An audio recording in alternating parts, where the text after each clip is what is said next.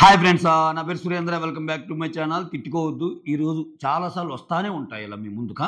ఎందుకంటే ఖాళీగా ఉండి ఫ్రీగా ఉన్నప్పుడు ఎంత ఎక్కువ మాట్లాడుకుంటే అంత మంచిదే కదా బిగ్ బాస్ గురించి. ఎస్, టైం లేనప్పుడు ఎలాగో మాట్లాడడం, టైం ఉన్నప్పుడు చేసే ప్రయత్నం చేస్తానే ఉంటా. మీరు నా కోసం చేయాల్సిందల్లా ఒక లైక్ కొట్టి నా వీడియోని బ్లెస్ చేయటమే. ఓకే, మీ లైక్ నాకు green tea, lemon tea, Boost, Bournvita, Horlicks, milk అన్నీ అది మ్యాటర్. బ్లాక్ టీ కూడా. యా, సో ఈ వీడియో ఏంటంటే కెప్టెన్సీ కంటెండర్లు లిస్ట్ వచ్చింది. ఎవరు కెప్టెన్ అవ్వడానికి ఛాన్స్ ఉంది. ఇది అనాలిసిస్ మాత్రమే, ఇంకా అప్డేట్ రాలా. నేను ఈ వీడియో చేసే మధ్యలో అయినా అప్డేట్ రావచ్చు, నా అనాలిసిస్ తప్పు కూడా అవ్వచ్చు. ఓకే, జస్ట్ అనాలిసిస్కి లీక్డ్ అప్డేట్కి తేడా తెలుసుకొని నన్ను తిట్టడానికి కమెంట్ చేయండి. Okay, yeah. దానికంటే ముందు నేనేమనుకుంటున్నా అంటే, నెక్స్ట్ మీలో ఎవరు కోటీశ్వరులు లాంటి షోలో, లేకపోతే అమితాబ్ బచ్చన్ గారు కౌన్ బడేగా కరేడ్పతి అటువంటి షోలో తెలుగు బిగ్ బాస్ సీజన్ 9లో తనూజ అనే కంటెస్టెంట్ భరణి అనే కంటెస్టెంట్ని నాన్న అని ఎన్నిసార్లు పిలిచింది? 1,36,36,456, 2,30,65,363, 4,65,36,201 అని ఇంకో ఆప్షన్ ఏదో ఇచ్చేయచ్చు. అంటే ఇది ₹1,00,00,000 క్వశ్చన్ కూడా ఉండొచ్చు, ఎందుకంటే అది క్రిటికల్ క్వశ్చనే కదా. అసలు అన్నిసార్లు పిలుస్తున్నాయా నాన్న? అక్కడ ఏదన్నా పెడితే రికార్డింగ్లో పెట్టింది ఏదైనా చూద్దామన్నా, విడిగా చూద్దామన్నా, నాన్న నాన్న నాన్న నాన్న. ఇంకా నయం, ఆ పిలుపు కొంచెం తగ్గడానికి రీజన్ ఏంటంటే ఈయన అప్పుడప్పుడు ఏమకి ఇస్తున్నాడు ఛాన్స్, దివ్య నిఖితాకి. ఆ నైట్ కంటెంట్ అంతా అటు వెళ్ళిపోతుంది అర్ధరాత్రి ముచ్చట్లు. అక్కడ కూర్చోబెట్టి ఈ బాగోగులు ఏంటి, ఎవరెవరు గేమ్ ఆడారు ఏంటి, ఇతని యొక్క అంటే ఇతని పర్సెప్షన్ వినటానికి ఒక మనిషి కావాలి. కొంచెం ఓపిక ఎక్కువే. ఏ మాటకి ఆ మాట. దివ్య నిఖిత అనే అమ్మాయికి చాలా సహనపరురాలు. ఎందుకంటే అక్కడ కిచెన్ దగ్గర చాలామంది ఏమంటున్నారంటే, ఆమెని కిచెన్ దగ్గర మార్నింగ్ నుంచి ఈవినింగ్ దాకా నిలబడి చేస్తుంది, చాలా సహనం ఉండాలని. అబ్జల్యూట్లీ రైట్, దానికి నేను ఒప్పుకుంటా. దానికంటే మించిన సహనం భరణి గారితో కూర్చొని అన్ని మాటలు వింటాం చూసారా అసలు. అది మ్యాటరా. సో ఎస్, అనాలిసిస్కి వచ్చేద్దాం. సో కెప్టెన్సీ కంటెండర్ టాస్క్లో ఎవరు అవ్వచ్చు అని నాకు అనిపిస్తుంది, ఎందుకు ఏంటి అనేది కూడా చెప్తాను. ఓకేనా? నా అనాలిసిస్ అంతా కరెక్ట్ అనిపిస్తే ఒక లైక్ కొట్టండి. అని నేను చెప్పింది జరగకపోయినా ఇది అనలిటికల్ అప్రోచే కదా, ఏమోలే అన్నట్టు బాగానే ఉందిరా అనిపిస్తే. ఓకే, సో ఇక్కడ ఫస్ట్ రౌండే కెప్టెన్ గెలిచి రెడ్ టీంలో కెప్టెన్ కంటెండర్గా పవన్ కళ్యాణ్ అయ్యాడు. నెక్స్ట్ టీం కూడా బాగా ఆడి ఇప్పుడు జరుగుతున్న ఇదైతే ఏమైతే ఉందో దీని కంటిన్యూషన్. ఇంకా అంటే ఇప్పుడు మనకి ప్రోమోని బట్టి చూస్తే ఆయన బ్లూ టీంకి ఛాన్స్ ఇచ్చాడు, వేసిందని. ఆయన ఏంది అది నంబర్ ఆఫ్ టాస్కులు ఇంకా జరగవచ్చు, దాంట్లో సబ్ టాస్కులు ఉండొచ్చు, ఇంకా అయిపోకపోయి ఉండొచ్చు. ఎందుకంటే బలంగా లేటెస్ట్ అప్డేట్ వస్తుంది, ఏది ఈ టాస్క్లో గెలిచింది రెడ్ టీమే, ఇమ్మాన్యుయల్ అయ్యాడు అని. ఓకే, సో నెక్స్ట్ కూడా రెడ్ టీంలో కెప్టెన్సీ కంటెండర్ టాస్క్లో పోటీ పడబోయేది ఇమ్మాన్యుయల్. ఆ తర్వాత కొన్ని టాస్కులు జరుగుతాయి, ఆ టాస్కుల్లో భాగంగా రాము, రీతు అవుతారంట. ఓకే, ఈ నలుగురు కెప్టెన్సీ కంటెండర్లు. ఈ నలుగురు కెప్టెన్సీ కంటెండర్లో ఫస్ట్ ఎలిమినేషన్ అనాలిసిస్. అంటే ఎలిమినేషన్ అంటే ఇప్పుడు సపోజ్ మీకు క్వశ్చన్ ఇచ్చినప్పుడు ABCD ఇస్తారు కదా, నీకు కరెక్ట్ ఆన్సర్ తెలిస్తే కరెక్ట్ ఆన్సర్ పెడతావు. కరెక్ట్ ఆన్సర్ తెలియనప్పుడు ఏం చేస్తావు అంటే ఎలిమినేషన్ అప్రోచ్, అంటే ఒక్క ఆప్షన్ తీసేసుకుంటా వస్తావు. ABCDలో నీకు ఏది కరెక్ట్ అవుతుందో నీకు తెలియదు, ఏది కరెక్టో నీకు తెలియదు. కానీ ఇది ఖచ్చితంగా తప్పు అయి ఉంటుంది అని తెలిసినప్పుడు ఒక్క ఆప్షన్ లేపుకుంటా రావచ్చు అనమాట. ఆ పరంగా అవుతున్నా. ఇప్పుడు నేను చెప్పిందంతా తుస్సు అయిపోయి వేరే వాళ్ళు ఎవరినైతే నన్ను వేసుకోవద్దు. ఓకే, ఎస్, సెలవు దినం, దసరా దినం, మంచిగా బిగ్ బాస్ కబుర్లు మాట్లాడుకుందామని వీలైన వీడియో చేస్తున్నా. యా, దీంట్లో భాగంగా రాము కెప్టెన్ అవ్వడనుకుంటున్నా నేను. అతని విషయంలో అతను మేనేజ్ చేసుకోవడానికి కన్ఫ్యూజ్ అవుతుంటాడు పాపం, అతనే ఒప్పుకుంటాడు. ఇక ఇల్లు మొత్తాన్ని కెప్టెన్ చేయటం అంటే అది ఈ వీక్ అంత బాగల ఎట్లయినా సరే ఎపిసోడ్స్. అటువంటి ఈ వీక్లో ఈయన కెప్టెన్ అయిపోయి మళ్ళీ అంత బస్ ఏదైనా వస్తుందా అది ఇదంటే కష్టమే. సో ఇతను పక్కన పెట్టవచ్చు అనుకుంటున్నా. కాదు కూడదని చెప్పి ఇతను అద్భుతంగా ప్రదర్శించి అతను కెప్టెన్ అయితే మనం చెప్పలేం, కానీ ఇతను కాడు అనుకుంటున్నా. యాజ్ పర్ మై అనాలిసిస్ ప్రకారం రాముని పక్కన పెట్టవచ్చు. నెక్స్ట్ ఇలా ముగ్గురు మధ్య గట్టి పోటీ ఉంటుంది. ఎవరు ముగ్గురు మధ్య? ఇమ్మాన్యుయల్ అండ్ పవన్ కళ్యాణ్ అండ్ రీతు మధ్య. ముగ్గురు ఎవరైనా కావచ్చు. రీతు గట్టిగా మేనిఫెస్ట్ చేస్తుంది, ఈ వీక్ నేను కెప్టెన్ కావాలి, ఈ వీక్ నీకు కెప్టెన్ కావాలి. లాస్ట్ వీక్ ఏమో నువ్వు కెప్టెన్ కావాలంటే ఆయన అయిపోయాడు. ఎవరు? Demand power. అయితే ఏమి ఎప్పుడు ఒక మాట అంటది, ఒరే నీ విషయంలో ఏది జరిగినా టక్కన అయిపోద్దిరా, కానీ నా విషయంలో ఏది జరిగినా నాకు కాదు, నీ వల్ల నాకు ఎప్పుడు బ్యాడ్డే, నా వల్ల నీకు ఎప్పుడు గుడ్డే అని. ఇది ఎలా జరిగిందో తెలియదు కానీ ఆ మేనిఫెస్ట్ అయితే చేస్తుంది. ఆమె అనుకున్న అయితే జరుగుతాయి కొన్ని కొన్ని హౌస్లో. అది ఎలా అన్నా జరిగి ఆమె మనసు పెట్టి అనుకుంటే గట్టిగా జరుగుతాయి.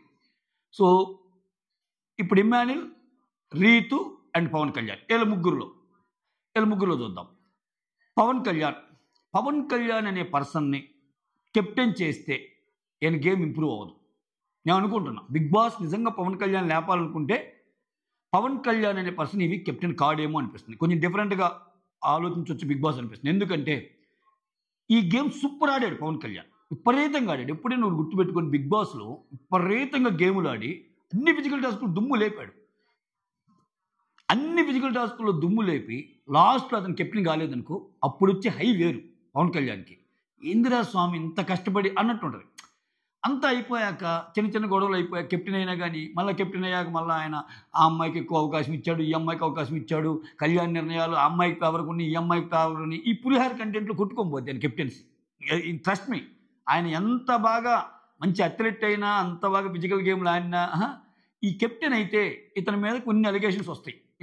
కొంచెం వాళ్ళనట్టు చూశాడు ఇవన్నీ వస్తాయి.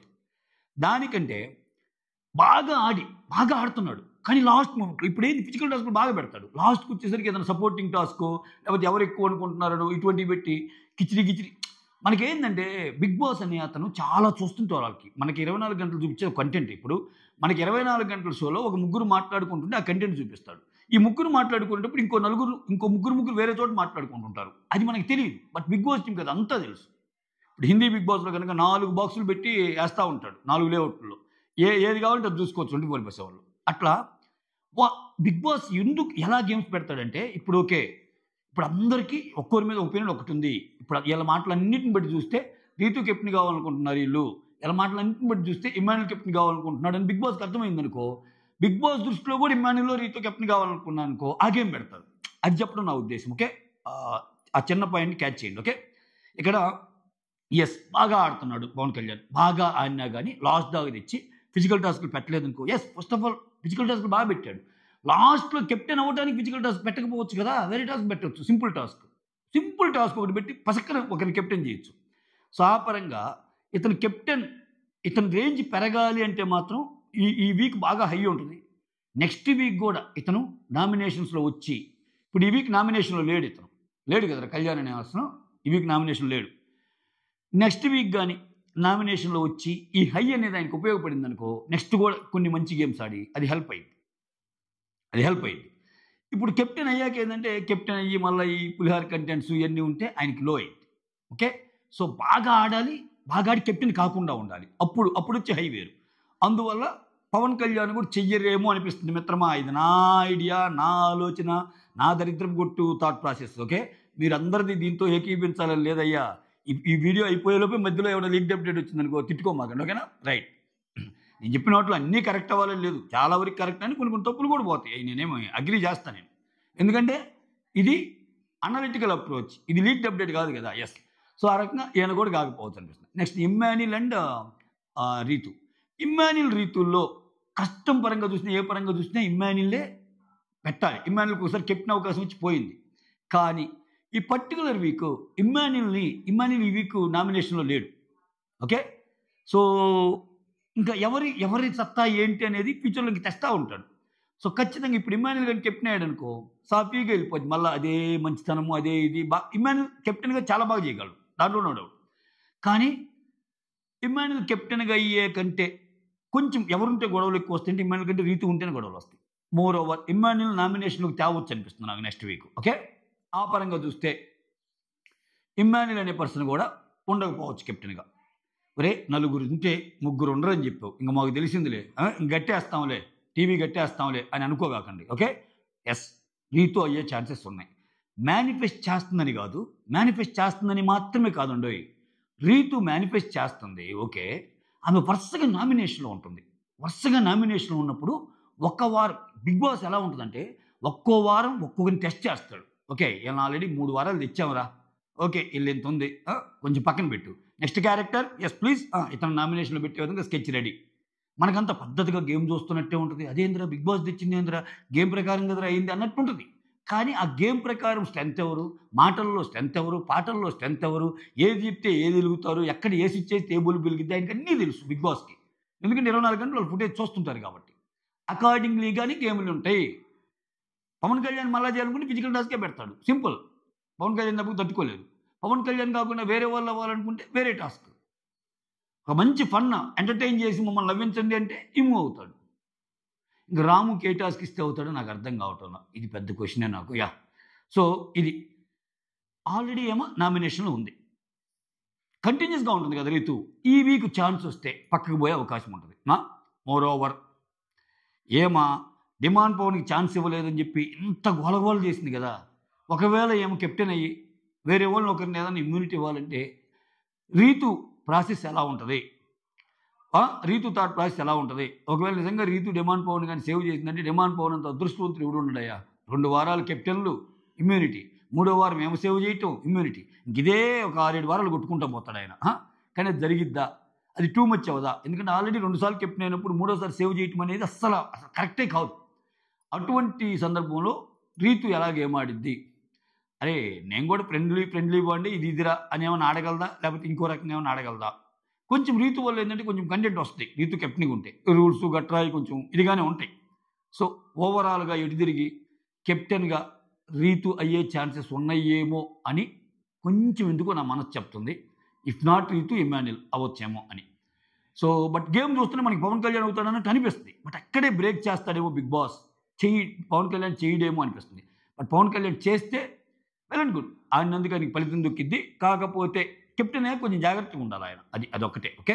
బట్ నన్ను అడిగితే మాత్రం రీతుకి ఎక్కువ అవకాశాలు ఉన్నాయేమో అనిపిస్తుంది. That's all. Thank you so much. Signing off. Me Surendra.